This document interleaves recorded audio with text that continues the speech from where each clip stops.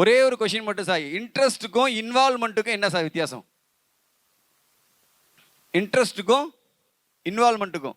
இன்ட்ரெஸ்ட்னா ஆர்வம், இன்வால்மெண்ட்னா ஈடுபாடு. அப்போ ஆர்வத்துக்கும் ஈடுபாடுக்கும் என்ன வித்தியாசம்? Simple sir.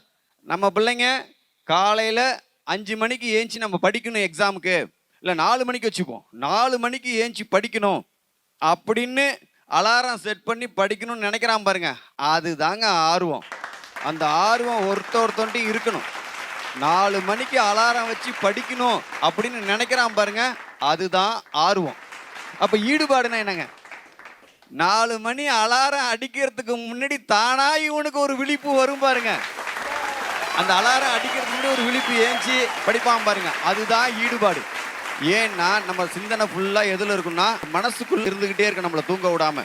ஸோ ஆர்வத்துக்கும் அந்த ஈடுபாடுக்கும் உள்ள வித்தியாசம் தெரிஞ்சிட்டாலே நம்மளுக்கு ஆர்வம் ஆட்டோமேட்டிக்காக வந்துடும்.